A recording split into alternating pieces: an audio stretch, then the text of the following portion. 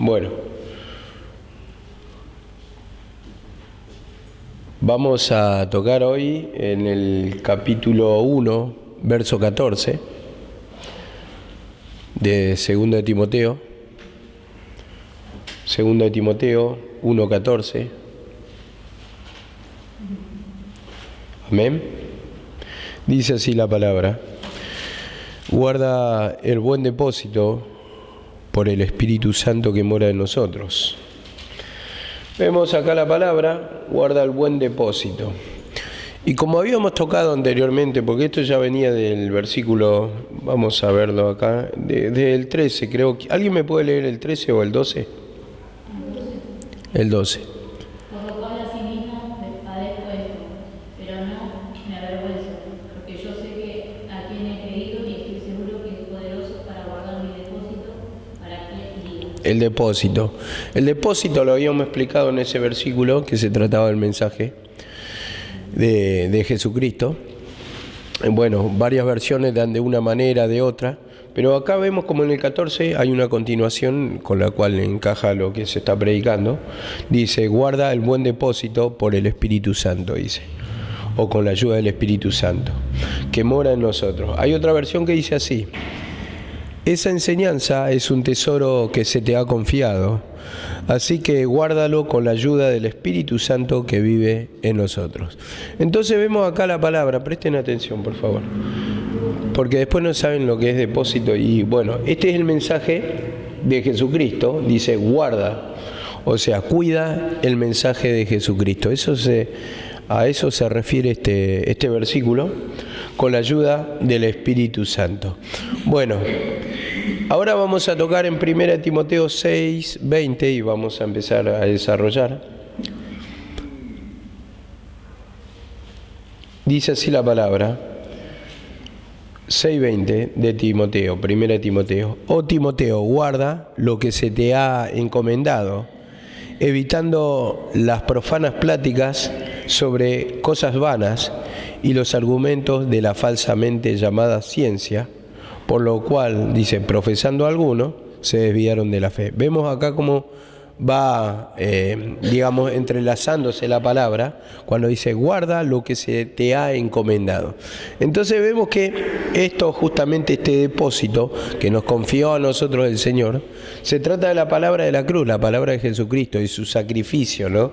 Porque vemos acá, dice, guarda lo que se te ha encomendado, evitando, acá está la palabra, evitando las profanas pláticas. Yo tengo esta versión, sobre cosas vanas. Entonces acá se está hablando justamente de la ley y los argumentos de la falsamente llamada ciencia. Habíamos tocado anteriormente la falsamente llamada ciencia quiere decir conocimiento, se trata de la ley, y dice acá en el 21, la cual profesando algunos, predicando algunos, se está refiriendo a los fariseos, se desviaron de la fe. Se desviaron de la fe. Y cuando se dice se desviaron de la fe, le hace acordar un versículo, ¿no? Cuando dice desvío de la fe, ¿cuál es? La apostasía, es desvío de la fe. Se desviaron de la fe. ¿Por qué? Porque los judíos venían predicando de la salvación, venían esperando al Mesías, pero cuando se presentó el Mesías se desviaron ellos, apostataron de la fe, y eso me lleva a primera de Timoteo 4:1, 1 Timoteo 4:1. Ellos, recordemos que venían predicando, por eso dice, se desviaron de la fe. Ellos venían profesando, venían predicando. Pero dice acá la palabra, en 1 Timoteo 4:1, pero el Espíritu dice claramente, en los postreros tiempos, algunos apostatarán de la fe, escuchando espíritus engañadores y doctrina de demonios. En los postreros tiempos. Entonces el postreros tiempos era la manifestación del Cristo. Y ahí es cuando se manifestó el Cristo, muchos apostataron de la fe, se desviaron. Ellos negaron que era el Cristo el que habían crucificado. Cuando Cristo estaba en vida también en ese tiempo, ellos decían que tenía demonios, que era, bueno, una especie de impostor, vamos a decirlo así, ¿no? Cómo lo persiguieron, cómo se oponían al mensaje de Jesucristo cuando Jesucristo estaba predicando: yo soy el camino, la verdad y la vida. En mí van a tener salvación. Se presentó ese Mesías del que venían predicando, pero ahí es cuando se justamente apostataron. Y dice acá la palabra 4:2: por la hipocresía de mentirosos que, teniendo cauterizada la conciencia, o sea, endurecida la conciencia, endurecido su corazón, su alma, en incredulidad, esto está diciendo, prohibirán casarse y mandarán a abstenerse de alimentos que Dios creó, para que con acción de gracias participasen de ellos los creyentes y los que han conocido la verdad. Vemos acá la palabra: prohibirán casarse y abstenerse de alimentos que Dios creó. Ahora vemos una cosa acá, ¿no? Como la ley mismo ponía un obstáculo, ¿no?, para los creyentes. Y en esto lo podemos ver naturalmente, ¿no? Naturalmente hablando y espiritualmente, lo vamos a explicar. ¿Por qué naturalmente? Ustedes fíjense una cosita. Ustedes fíjense que cuando justamente los discípulos del Señor fueron a comer, dice que no se lavaron las manos para participar de la comida. Entonces los que vinieron a acusar fueron los fariseos. ¿Por qué tus discípulos no se lavan las manos? No están cumpliendo el mandamiento. Bueno, era un mandamiento de hombre en sí, por lo que muestra ahí, pero vemos que siempre querían poner obstáculos, ¿no?, en cuanto a todo. Y más en cuanto al alimento. ¿Por qué? Porque ellos tenían en la ley mosaica, por ejemplo, el animal que tenía la pezuña hendida, dice, o separada, no se podía comer, y así iban buscando diferentes cuestiones que estaban prohibidos, ¿no?, que la ley mosaica se prohibía y tenía toda una simbología, pero todavía estaban quedados en ese tiempo. ¿Por qué? Porque se presenta la verdad, pero ellos no lo creen. Y vemos acá la palabra: prohibirán casarse y abstenerse de alimentos que Dios creó, para que participasen de ellos los creyentes y los que han conocido la verdad. En lo natural era en la comida, pero en lo espiritual también prohibían ¿en qué? El alimento nuestro, el pan de vida, ¿cuál es? Nuestro pan de vida, Jesucristo. Yo soy el pan vivo, dice, que descendió del cielo. Entonces vemos acá que justamente esto era lo que prohibían los fariseos, porque perseguían. Y dice, a todo el que confesaba a Jesucristo, dice, lo expulsaban ¿de dónde? De la sinagoga, dice la palabra. Entonces ahí había una prohibición, ya una persecución con todo el que confesaba al Cristo como Salvador. Y dice acá la palabra: prohibirán abstenerse de alimentos que Dios creó, para que participasen de ellos los creyentes y los que han conocido la verdad. Entonces todo mediante la ley ponía un obstáculo para que no crean en Cristo. Entonces ellos creían en Moisés, creían en la ley, y ellos se querían mantener en eso, pero no querían creer en el Cristo. Cuando se presentó, Cristo claramente se presenta como el Hijo de Dios, y ellos niegan que es el Hijo de Dios. ¿Y por qué digo también, escuchen bien, cuando dice en el 4:6, vamos ahí, dice, ¿por qué estoy hablando de lo espiritual? Porque claramente se enseña lo natural ahí, ¿no? Claramente se abstienen de alimentos naturales. Y los alimentos que Dios creó, como si fuera, los animales inmundos, los prohíben. Pero en lo espiritual también tiene un sentido, y creo que es mejor, como lo explicaba mi mamá. ¿Por qué digo? Porque en el 4:6 dice esto, escuchen: si esto enseña a los hombres, será un buen ministro de Jesucristo, nutrido de la palabra de la fe y de la buena doctrina que ha seguido. Bueno, si esto enseña, lo voy a enganchar en el 4:4 para que tenga sentido. Porque todo alimento que Dios creó es bueno, y nada es de desecharse si se toma con acción de gracia, dice acá la palabra. Porque por la palabra de Dios y por la oración es santificado. Y si esto enseña a los hermanos, es que todo alimento pueden comer. A esto es lo que se refiere. Si esto enseña a los hermanos, será buen ministro de Jesucristo, nutrido de la palabra de la fe y de la buena doctrina que ha seguido. Ahora, enseñamos ahí el por qué digo espiritual. ¿El por qué? Porque justamente acá lo está diciendo. Si esto enseña a los hermanos, será buen ministro de Jesucristo, nutrido de la palabra de la fe. Y cuando dice nutrido de la palabra de la fe, está diciendo alimentado de la palabra de la fe.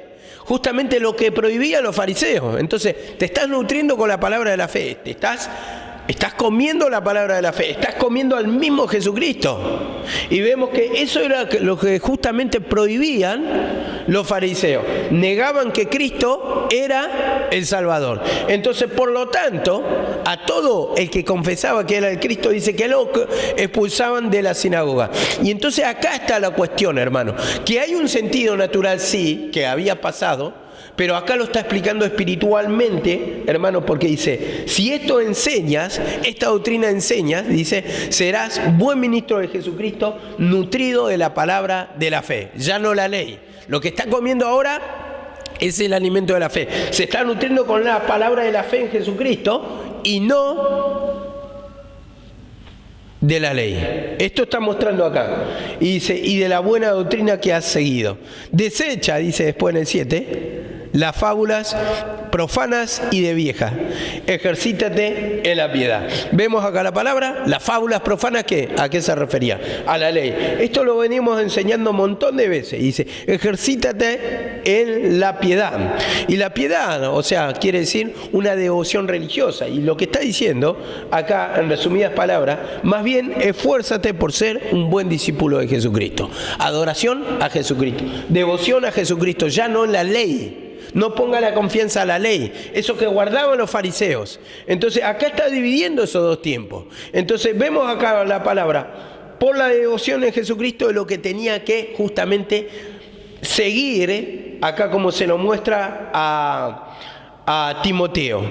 Y vemos acá también en primera Corintios 1:23. Primera Corintios 1:23.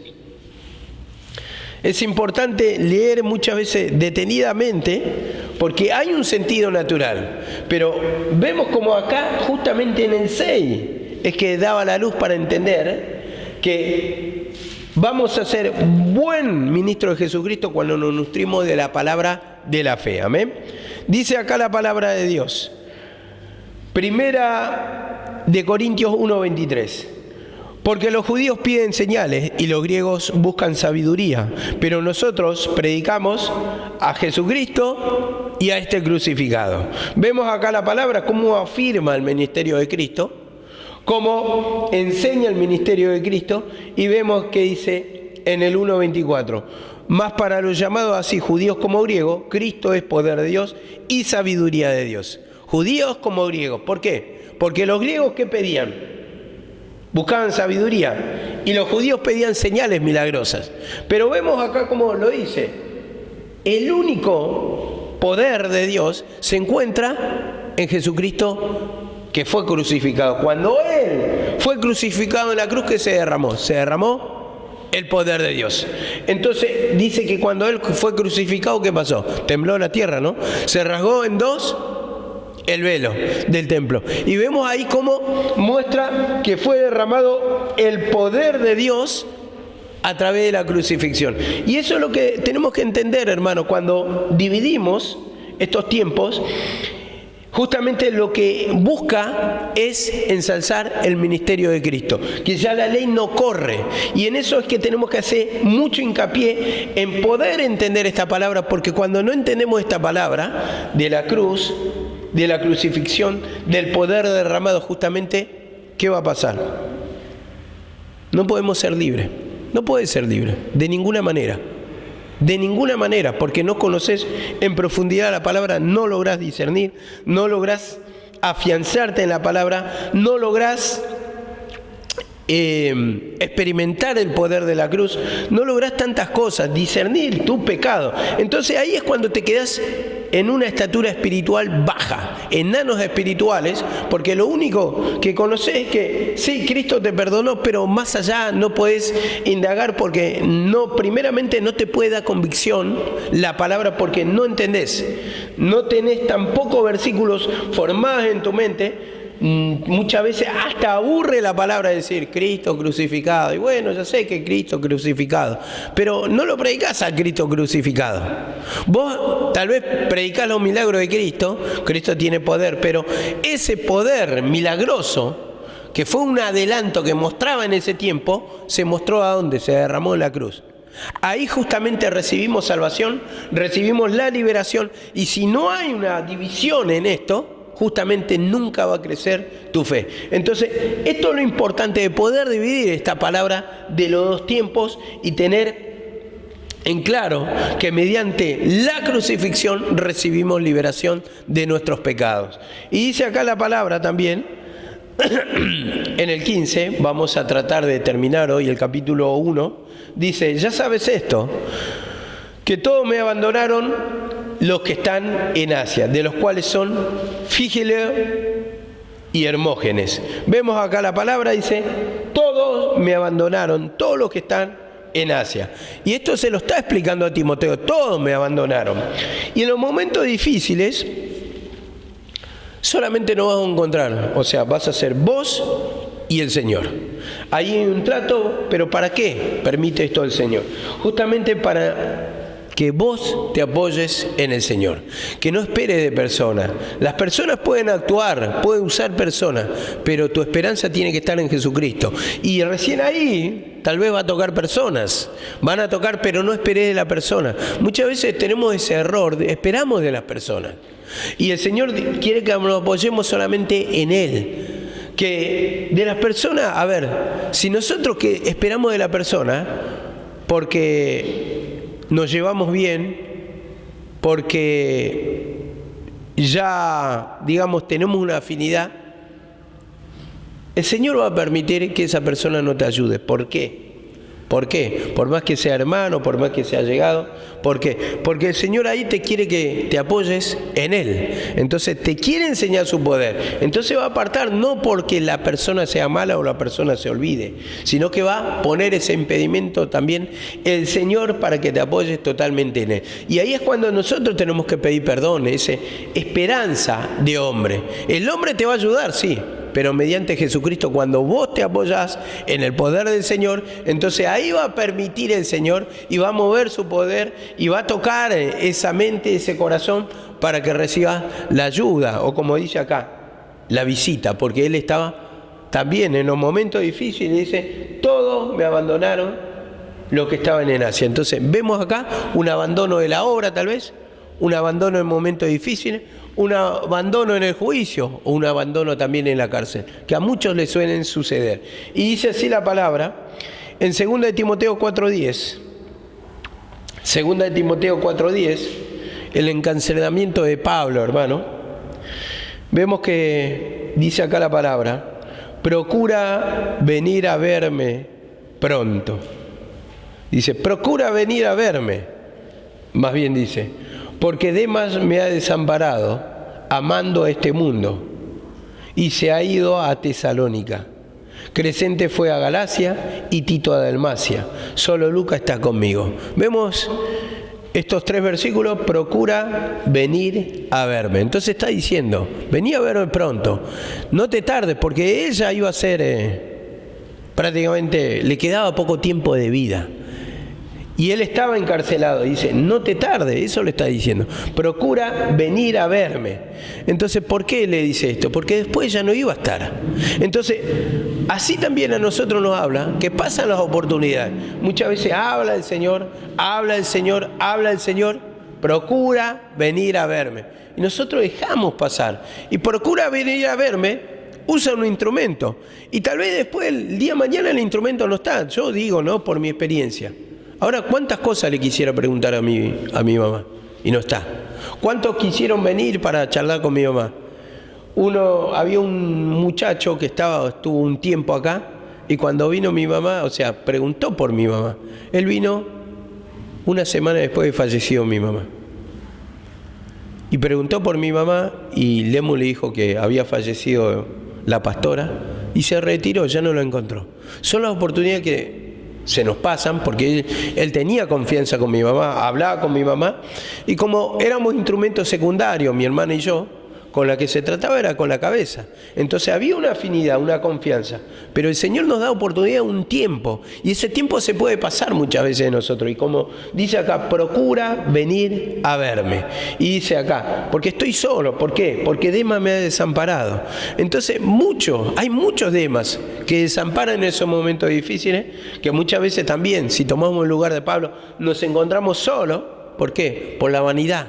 Vemos amando las cosas de este mundo. Tanta vanidad en la mente del ser humano que desampara. El amor al mundo, o la raíz de todo mal, es el amor al dinero, como dice. Entonces desamparan la obra, desamparan a los hermanos, desamparan el ministerio, porque acá era un desamparo del ministerio. Vemos que lo dejó solo a Pablo. Y en el momento que más lo necesitaba, y dice acá en el 11, solo Lucas está conmigo. Solo Lucas. Y Lucas, justamente lo que significa su nombre, es luminoso, o el que resplandece. Entonces, ahí entendemos por el significado de la palabra. Los que están con la presencia de Dios es lo que van a estar en ese momento. O el Señor y yo vamos a estar en ese momento. O sea, el Señor me va a estar apoyando, solamente el Señor. O los que van tomando la cruz en ese momento van a estar, pero otros van a abandonar. Y tantos que abandonan el barco en los momentos difíciles, hermano. En los momentos cuando más se necesitan, muchos huyen. Viene la persecución, viene Satanás y arrebata las almas y abandonan en los momentos difíciles en vez de tomar la cruz para que justamente se vea el poder de Dios. Y vemos cómo actúa así Satanás para destruir las vidas, como para destruir el ministerio. Y ha pasado acá, ha pasado mucho tiempo, no solamente con la partida de mi mamá. Estoy diciendo que en los momentos que Satanás luchó contra este lugar, cada tanto se apartaron grupos. Entonces de acá es que me hace reflexionar, o nos hace reflexionar, o tenés que reflexionar, que no seas el próximo. Que en esos momentos difíciles no tenés que tomar, o tenés que ser como Demas, desamparar la obra. Ahí tenés que pedir perdón, amando las cosas de este mundo. ¿Qué amamos nosotros, hermano? ¿Qué está en nuestra mente? ¿Qué es lo que toma para tomar tal decisión, tamaña decisión, que abandonás la obra del Señor? Y dice, solo Lucas está conmigo. Entonces el que tiene la luz, el que tiene el discernimiento, el que tiene la presencia del Señor, el que se va humillando, el que va tomando la cruz, es el único que va a permanecer en el ministerio, al lado de los que van tomando la cruz. Y dice acá la palabra 1.16,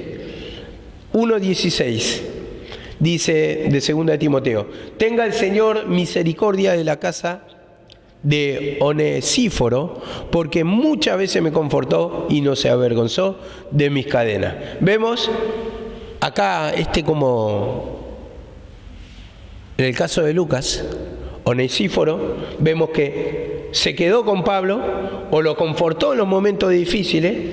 Y en esos momentos yo digo, ¿no? Ahí te das cuenta, hermano, de los hermanos que realmente toman la cruz. Los que están en los momentos difíciles, los que te dan una mano, los que confortan tu alma con palabra, con oración, o quizá con una ayuda material que muchas veces se necesita. Entonces, ahí están los onesíforos. Y esa debe ser nuestra actitud, porque todos hablan de la palabra del Señor, todos dicen que hay que humillarse. Pero después, están como los fariseos, ¿no? Obligan a que cumplan la ley, pero dice, ni con un dedo, ¿qué hacen? Ni con un dedo la tocan. O sea que nunca cumplen lo que se pide en la palabra. Entonces, vemos acá la palabra, lo dice otra vez, tenga misericordia.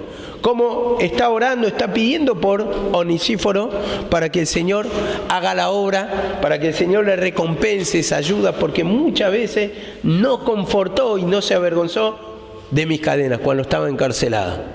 Entonces vemos acá la palabra, hermano, y esto me lleva también a Mateo 25:36. Yo creo que cuando uno se enfría espiritualmente, ahí ya está muerto, hermano. Eso es lo que usted no tiene que permitir, que se enfríen espiritualmente, porque una vez que vos decís, bueno, ya está, un mensaje más, mañana calentamos motores, no, puede ser que mañana siga frío, y cuando va avanzando esa frialdad, esa incredulidad, es cuando cada vez se va a vaciar más tu cabeza y te va a tomar toda clase de pensamiento, y eso es lo que te arrastra justamente a apartarte del camino del ministerio. Y cuando te apartás del camino del ministerio, ahí ya está. Justamente, ¿qué es lo que hace? Bueno, hay ejemplos en la palabra, pero voy a dar un ejemplo práctico. Justamente, ¿qué hacen los leones para cazar en manada?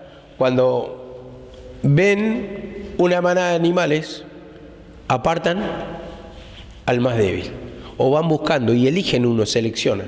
Entonces cuando lo apartan, dice, ya está listo, ya está muerto. Lo eligen a ese y lo persiguen entre todos. No es que van contra toda la manada, sino contra uno. Entonces eligen los más débiles, el que se pueda llegar a cazar más fácilmente. Entonces ahí ya está apuntado. Y una vez que lo apartó, ya está muerto. Y así también cuando estamos fríos espiritualmente, nos van apartando de la grey, nos van apartando de la manada. Entonces, ¿qué pasa? Ahí justamente somos destruidos. Ahí ya nos apartan de la casa de Dios, ya no escuchamos la palabra y ya estamos muertos espiritualmente. Como dice, también creo que está en Tesalonicenses, dice, y muchos duermen. Así estamos, espiritualmente dormidos, opresionados, cargados, a causa del pecado, porque es lo que toma la mente Satanás. Toma nuestra mente, nos destruye, nos enfría espiritualmente, y entonces, como nuestra mente está en las cosas del mundo, ¿a dónde vamos a ir? ¿A dónde nos va a llevar la mente? Al mundo, a lo que queremos ir, en lo que queremos concretar, y ahí justamente es el principio de nuestra destrucción.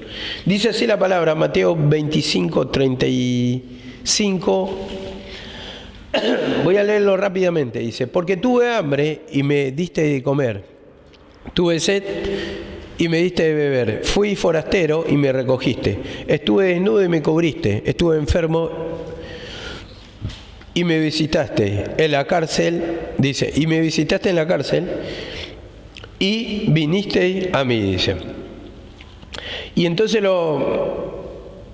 le preguntaron los discípulos, ¿cuándo te vimos preso, enfermo, Pero en el 40 acá responde, y respondiendo el rey les dirá, de cierto os digo, que en cuanto lo hiciste a uno de estos, a mí, dice, a uno de estos hermanos más pequeños, a mí me lo hiciste. Vemos acá la palabra, a mí me lo hiciste. Entonces, vemos acá la palabra, como cuando uno ayuda, hermano, al hermano más pequeño cuando está en momentos difíciles, dice, estás ayudando al Señor o a la causa o a la obra, pero muchos duermen en esta área.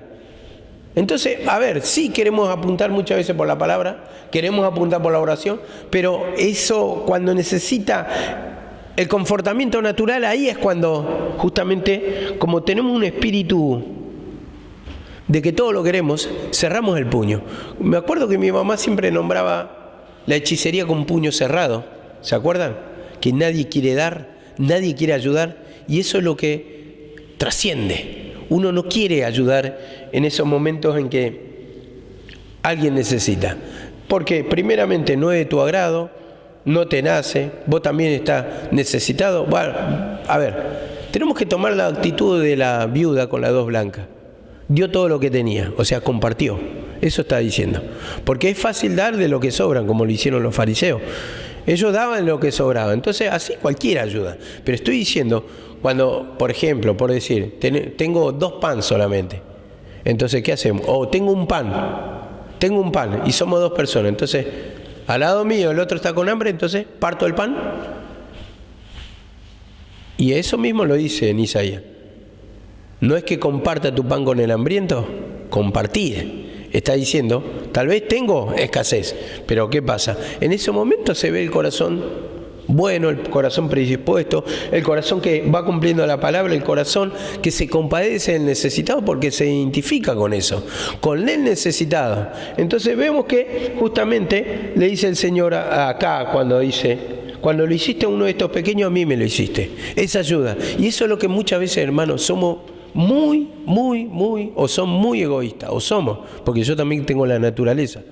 El egoísmo de querer todo para uno. El espíritu de todo lo quiere, también que siempre nombraba a mi mamá, todo lo quiere. Lo querés para uno, como le enseñaba mi mamá en una prédica. Venía ropa y quería tener para mí, o sea, lo guardaba y los juguetes y todo, pero si yo no tengo criaturas chicas. Pero quería todo ahí y lo quería tener guardado. ¿Para qué? Si no lo iba a usar. Entonces así muchas veces amarrocamos, queremos, atesoramos, pero no queremos ayudar. Vemos al necesitado y decimos, está esperando que otro lo ayude. Está esperando a ver quién. Y por ahí, en una de esas, si te compadeces, que nadie lo ayuda, tal vez lo vas a ayudar. Y así somos, hermanos, por naturaleza. Y eso es lo que tenemos que juzgarnos. El egoísmo que tenemos, que nos interesa nuestra persona, nuestro bienestar, luchamos, pedimos perdón por lo nuestro y lo demás no me importa. Lo demás no existe. Solamente quiero sentirme bien yo y que me ayuden a mí. Y después nada más. Pero ahí ya no estamos cumpliendo la palabra. Y en eso estamos en falta. Tenemos que, justamente en la antigüedad, la iglesia primitiva, ¿qué hacía? Vivían todos juntos y se ayudaban entre ellos. En la casa de Priscila y de Aquila, ¿ustedes vieron la película esa? Cuando estaban en Roma, estaban viviendo todos en la casa de Priscila y de Aquila, en comunidad, y se ayudaban todos. Y de tal manera que no le faltaba nada a nadie, dice la palabra, ¿no? Entonces así tiene que ser. En la casa de Dios tiene que haber abundancia. Y los hijos de Dios no tienen que pasar necesidad. Esto lo enseño naturalmente, pero el confortamiento no solamente corre por el sentido natural, pero está por la palabra, por la oración. Y mucho en la palabra de oración sí confortan, pero también está el otro lado, el lado ese mezquino. Ese sí, está bien, te ayuda en palabra, en oración, sí, tenés que humillarte, mirá, Jesucristo tiene poder, le orás, todo bien hasta ahí. Pero cuando te va a tocar el bolsillo, ahí está el tema. Ahí está el drama para muchos. Hasta ahí está todo bien. Es como el joven rico. El joven rico, ¿qué debo hacer para ser salvo? Y bueno, dale todo lo que tiene a los necesitados, a los pobres. Y ven y sígueme. Y dice que se fue entristecido porque amaba las riquezas. Era muy rico. Entonces así es nuestra actitud y lo estaba probando el Señor. Y el Señor no dijo que no le va a recompensar otra vez. Pero vemos que en la mezquindad queremos atesorar y no nos queremos despojar, no queremos ayudar. Ahí está la crueldad, el desinterés, porque estás sufriendo y no te interesa. El dolor ajeno, la necesidad ajena. Y vemos que es un pecado muy grave esto, ¿no? Y dice acá la palabra, 1:17, dice, pero cuando estuvo en Roma me buscó solícitamente y me halló, dice.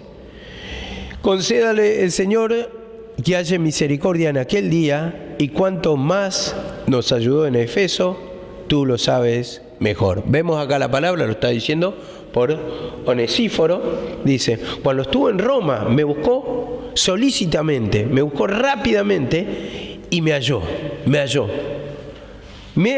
Y, a ver, lejos de abandonar a esta persona, lo buscó acompañar a Pablo. Y, a ver, hay un dicho, dice, natural, ¿no?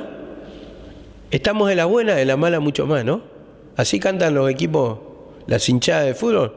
En las malas, en las buenas, pero en las malas mucho más.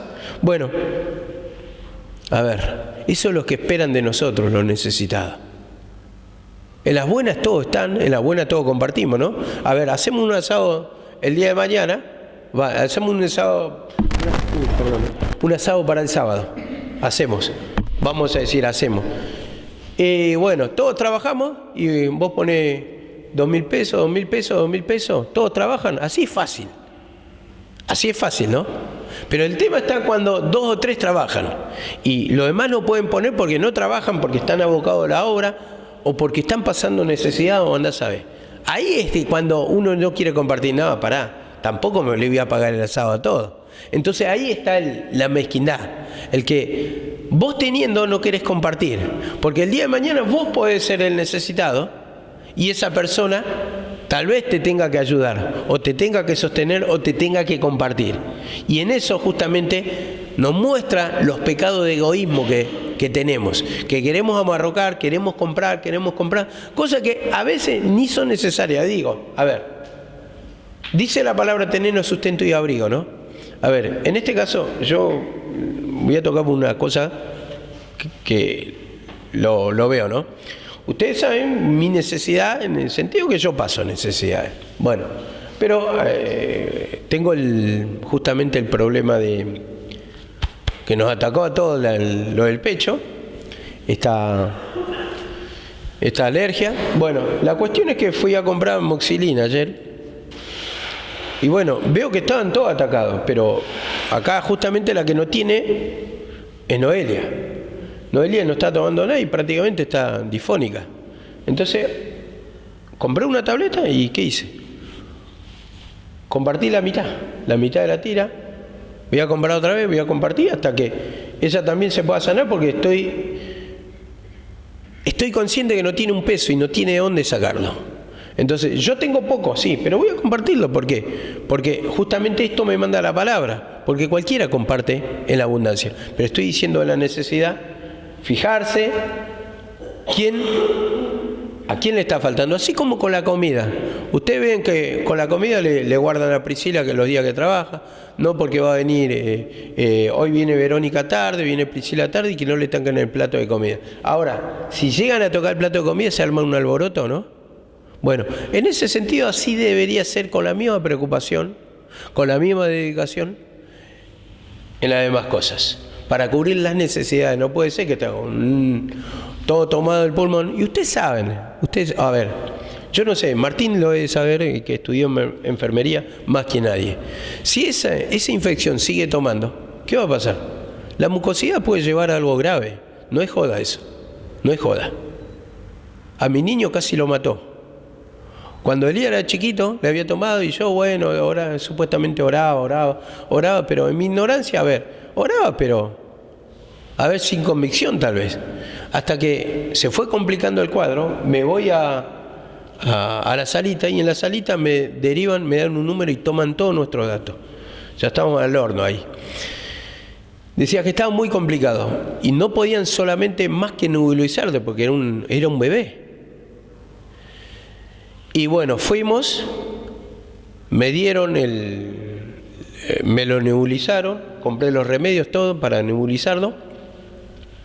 Y bueno, no podía tomar la leche, no la podía tragar porque respiraba por la boca prácticamente y lloraba la criatura y se ahogaba, vomitaba otra vez, así, estaba todo tapado, como una semana estuvo. De milagro salió adelante, de milagro. Encima, para colmo de males, me mandé una macana, me dijeron 7 gotas de esto y después la solución. ¿Qué hice yo? Puse 7 milímetros, hice al revés. Me dijo el médico, de milagro está vivo, dice, porque eso le acelera el corazón, no lo mataste a tu hijo de milagro. Bueno, son cosas que yo entendí ahí, que todo lo que iba tomando esa mucosidad se le iba a los pulmones y eso le podía derivar a un paro cardíaco. Entonces, esas cosas a veces no somos conscientes. Jugamos con la misericordia del Señor y bueno, tenés que orar, está bien, estaba en la oración, yo no digo ponernos en la mano de Dios, pero a ver, con esa indiferencia tal como diciendo no pasa nada. Y si llega a pasar algo, si jugamos con la misericordia de Dios, porque ahí yo no, estoy más bien enfatizando no la falta de fe de la hermana, sino la crueldad con que proceden los hermanos, con el desinterés. Total, no es mi vida, y si se muere, si le pasa algo, el lío que vamos a tener en este lugar, el lío, y eso no toman conciencia, vuelan, están a veces con los celulares ahí, con la musiquita, eso es todo el mundo que les importa.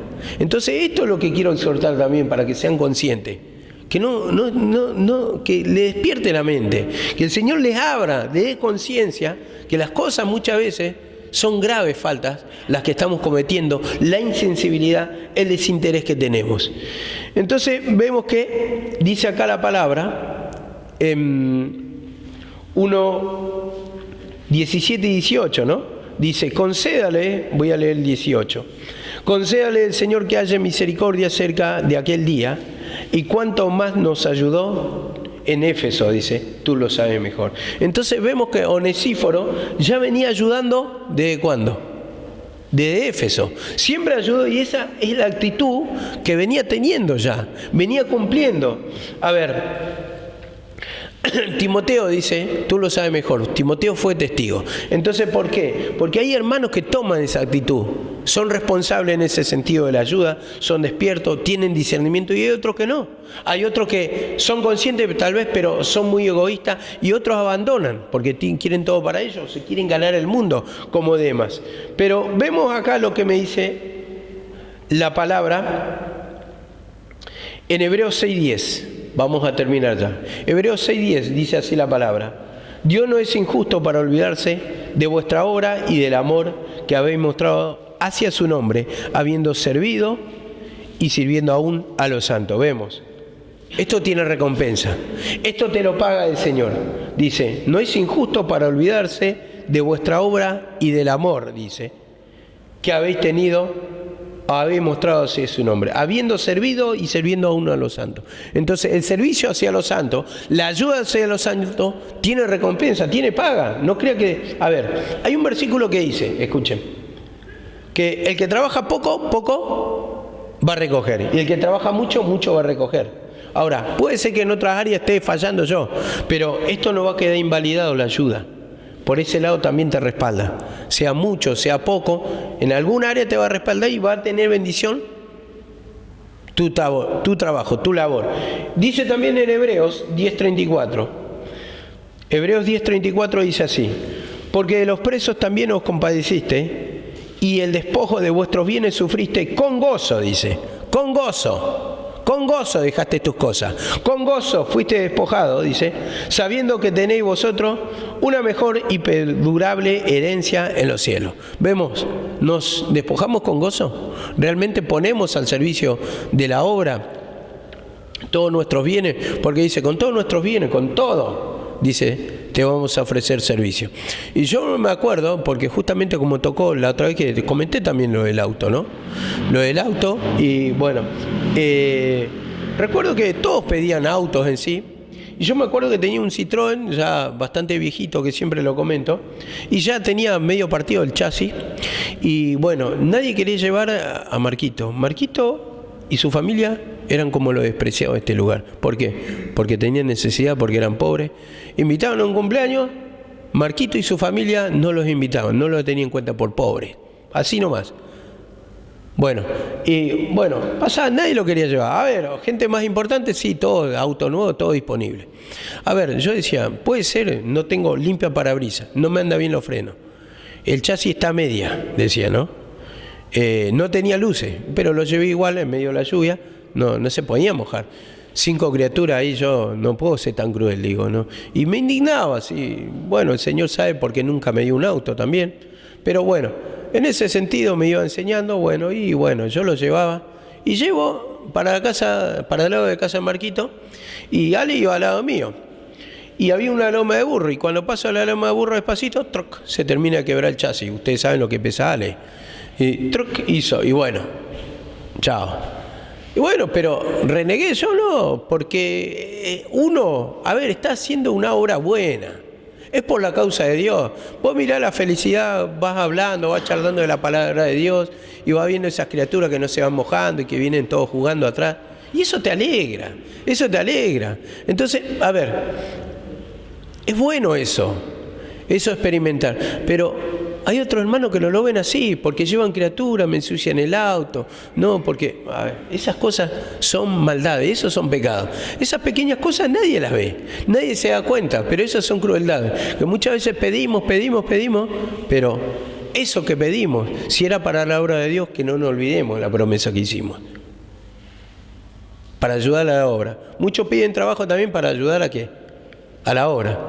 Pero después cuando está el trabajo, lo que menos hacen es ayudar a la obra. Y estamos en la misma otra vez. Entonces ese es el desinterés, la crueldad, la mezquindad, la avaricia. Dice así también la palabra en 1 Corintios 16, 18. 1 Corintios 16, 18. Dice así, desde el 17 leemos. Me regocijo con la venida de Estéfano, de Fortunato y de Acacio. De Acaico, perdón. Pues ellos han suplido vuestra ausencia, porque confortaron mi espíritu y el vuestro reconoced pues a tales personas. Reconfortaron, dice, mi espíritu. Me alentaron, me dieron nuevo aliento, dice, me regocijo con su venida. Dice, reconozcan a tales hermanos. Entonces acá está hablando de un confort en qué, confortar el qué, el espíritu, con la palabra, la oración, apoyar la obra. Vemos cómo estaban presentes. Y esos hermanos es lo que se necesitan, no los que vienen cada tanto. Entonces, nuestro autor, ¿cómo tiene que ser? Confortar la obra, ayudar en momentos de necesidad, nosotros estar predispuestos. Porque si no está predispuesto el instrumento, la cabeza, Pablo, por ejemplo, estaba preso, estaba enfermo, ¿quién tenía que suplir en la obra? Tienen que suplir los demás hermanos. Entonces, esta clase de actitud confortaron mi espíritu, dice, me levantaron el ánimo, dice, y el vuestro, dice, reconoce a tales personas. Entonces, ese reconocimiento vamos a tener a través de la labor, a través del trabajo, a través de dar palabra, a través de orar, a través de levantar espiritualmente a otra persona. Y dice acá también Filemón 1.7, con este es el último. Filemón 1.7 dice así, pues tenemos gran gozo y consolación en tu amor, porque por ti, oh hermano, han sido confortados los corazones de los santos. Vemos, Filemón, en su misma casa tenía la obra, dice, acá, pues tenemos gran gozo y consolación en tu amor, porque por ti, oh hermano, han sido confortados los corazones de los santos. Y ese es el mismo trabajo, la misma labor que tenemos que cumplir en nuestra vida, confortar. ¿Para qué absorbemos la palabra? Para confortar a otro, no para hundir, no para murmurar, no para pelearnos, no para discutir, no para acusar de pecado, sino que nosotros venimos y confortamos con la palabra. O sea, alentamos, damos fuerza, fortalecemos. Pero si vos te acercás simplemente con picardía, para la cargada, jugando con los versículos bíblicos también muchas veces pasa eso, y bueno, buscás irritar al hermano, a la hermana, entonces ya no estás confortando, ahí ya sos piedra de tropiezo. Y dice acá, han sido confortados los corazones de los santos. Ese es nuestro trabajo. Nos alimentamos espiritualmente, aprendemos la palabra para alentar o confortar a otros hermanos, no para pisarle la cabeza, no para acusarlos de pecado, no para maltratarlos, no para discutir, no para dividirnos, no es para nada de eso, sino para confortar las almas, para levantar a esos que están caídos. Y digo levantar, no estoy diciendo que no tiene que estar la exhortación, estoy diciendo va a estar la exhortación, pero mostrarle el pecado como se debe. O sea, yo te puedo mostrar el pecado de dos maneras.